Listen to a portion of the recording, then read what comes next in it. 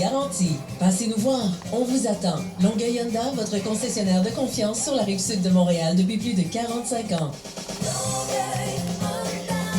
Attends, 20 secondes. Suivez d'heure en heure nos nouvelles au fm1033.ca et par nos journalistes et animateurs sur Twitter et Facebook. Ta radio, ici c'est Franco. FM 1033. FM 1033. Ici c'est Franco. Jean-Yves. Il est 13h30 minutes. J'ai le bonheur de recevoir en studio Alex Saraf, qui est l'auteur du livre La psychologie pour apprécier l'humain. La vie est belle et simple. Ce sont les gens qui la rendent triste et compliquée. Il est arrivé en studio avec son grand sourire et il sourit depuis déjà 4 minutes. Il est assis devant moi. Il n'y a pas de problème d'argent, toi, là. Ça va bien, là. Ben, ça va bien, oui. C'est pour ça que je te veux, on dit que les gens la rendent triste et compliquée. Souvent, c'est les factures qui font ça, tu sais. Mais oui, mais aussi la violence. La violence. La violence, le harcèlement psychologique, le harcèlement sexuel au travail, les relations interpersonnelles qui peuvent être difficiles aussi, parce que chaque personne est unique. Ouais. Parce que chaque personne a sa personnalité, son style de personnalité, son tempérament, son caractère, son moi.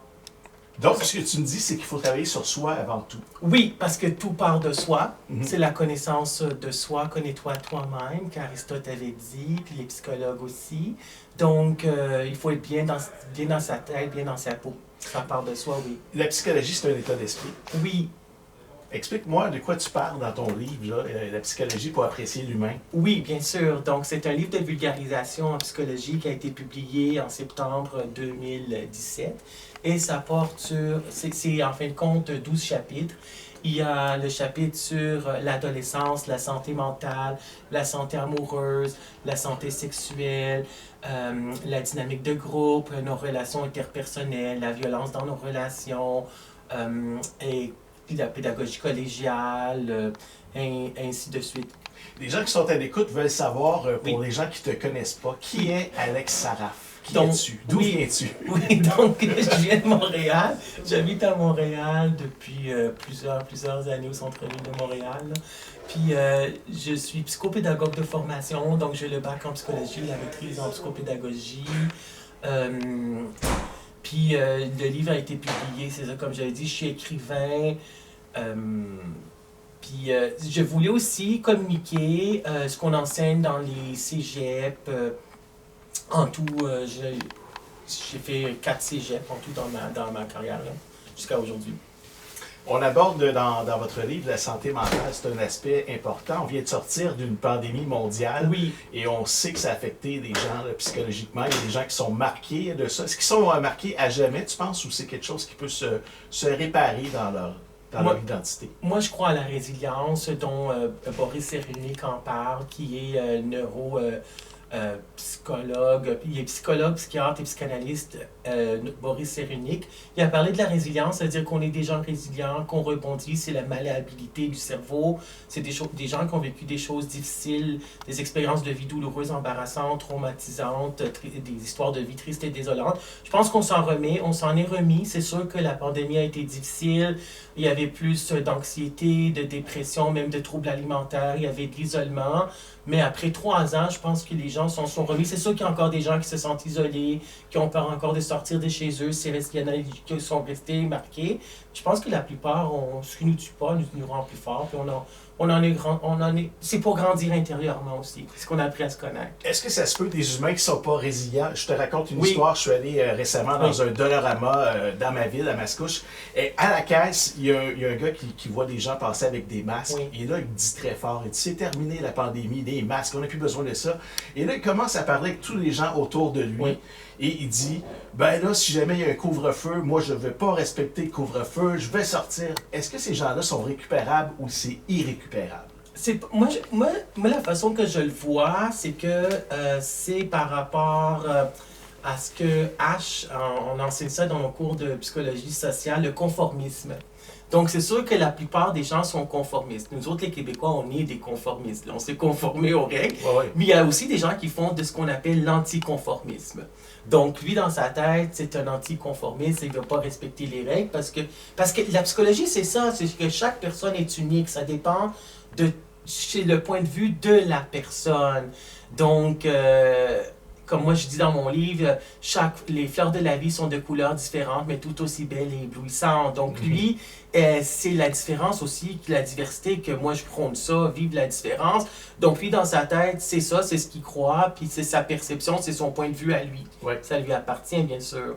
Mais on peut pas changer les autres, on peut juste se changer soi-même. Ça, c'est important de savoir aussi. Exactement, c'est ça la psychologie, c'est Oui. le travail sur soi. Oui. Je rappelle qu'on est avec Alex Saraf, qui est psychopédagogue, Oui. et tu parles dans ton livre aussi des enfants à l'âge entre 6 et 11 ans. Qu'est-ce qui se passe dans cet âge-là? Est-ce qu'on a beaucoup de problèmes d'estime de soi?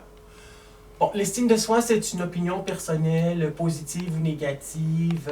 Est-ce que je pense que j'ai de la valeur? Am I likable? Am I lovable? C'est en anglais qu'on dit ça. Ça vient des autres aussi, là. Ça vient des autres parce C'est qu'on le dit... regard externe. C'est le regard des autres parce que moi, je sais que l'estime de soi est à son plus haut point à 14 ans, parce que c'est à 14 ans qu'on a la confiance en soi aussi. Ça peut être aussi avant, bien sûr. Sauf que l'estime de soi, moi, j'ai lu un article, parce que j'aime ça aussi faire de la recherche. J'ai lu des articles qui disaient que l'estime de soi se construit par rapport aux opinions, aux points de vue, aux reproches, ce que les gens disent de nous, puis c'est à son plus haut point à 14 ans. Parce que la pression des pères est à son plus haut point. Ouais. Donc, l'estime de soi, ça se développe dès l'enfance, dans le berceau, quand la mère va voir l'enfant dans le berceau, puis elle va, en fin de compte, le réconforter, parce que quand l'enfant pleure dans le berceau, puis la mère ne vient pas le voir, l'enfant dit dans sa tête, est-ce que ça veut dire que je ne vaux pas assez de peine pour que ma mère vienne me voir? Donc, l'estime de soi, il faut le favoriser en donnant des compliments, en donnant des renforcements positifs, des récompenses que l'on donne. Puis ça se développe, mais 6 à 11 ans, ce que moi je sais, c'est qu'à l'âge de 6 ans, le concept de soi est cristallisé vers 6-7 ans, parce que la première période de l'enfance, selon les psychologues cliniciens, c'est 0 à 7 ans, puis 7 à 14 ans, c'est la seconde partie de l'enfance. Donc à 6-7 ans, c'est là qu'on a, en fin de compte, le concept de soi, comment je me définis. Je suis un garçon gentil, je suis une fille belle, etc. là. Donc c'est le concept de soi, c'est comment on se définit. Dans ton livre, tu dis parfois le garçon adolescent ne sait pas ce que veut dire être un jeune homme dans notre société. Qu'est-ce que tu voulais dire par ça? Oui, parce qu'on est... moi, j'ai suivi la conférence avec Francine Duquette, en fin de compte, qui est sexologue, qui enseigne au département de sexologie, qui a un PhD en sciences de l'éducation. Puis j'ai suivi sa conférence sur l'hypersexualisation chez les jeunes. Puis elle, ce qu'elle avait dit, puis elle a nommé les auteurs aussi, qui disaient que les adolescents et les adolescentes ont ce qu'on appelle une perte identificatoire, une perte perte de repère identificatoire. Perte de repère identificatoire, c'est-à-dire que le garçon, il ne sait pas ce que veut dire être un vrai homme ou un homme vrai. En fin de compte, à quoi il s'identifie, à quel modèle? Est-ce que c'est l'homme pourvoyeur? Est-ce que c'est l'homme fort? On sait que de nos jours, ce qu'on valorise chez les adolescents, garçons, c'est la virilité, la masculinité. Il faut qu'on soit aussi dans le moule, parce que quand on n'est pas dans le moule, puis on a une petite différence, mais ça dérange les autres, alors que ça ne devrait pas déranger. Donc le garçon, il sait pas, on a beaucoup de modèles, puis les modèles aussi, ce que Francine Duquette avait dit, ça avait changé. On sait, est-ce que c'est le bad boy, est-ce que c'est... on avait le douchebag, etc. Oui, les modèles sont aussi culturels, parfois. Oui, c'est les modèles culturels, puis les générations se suivent, mais ça ne se ressemble pas, en fin de compte. Oui, c'est vrai. Donc, c'est l'homme fort, l'homme tout-puissant, est-ce que c'est le pourvoyeur, puis c'est quoi le modèle qu'on a eu en tant que... Nos pères, notre propre père était comment aussi, là? Comment il interagissait avec notre mère. Donc, on s'identifie par rapport à ce modèle-là. C'est parce qu'on fait ce qu'on appelle l'apprentissage par observation d'Albert Bandura. Donc, l'apprentissage par modèle. On a un modèle, on regarde le modèle, puis on va reproduire le même geste, le même comportement, action, réaction, observable et mesurable. Alex Saraf, ça a été un plaisir de vous recevoir en studio. Je rappelle aux gens que le livre s'appelle « La psychologie pour apprécier l'humain ».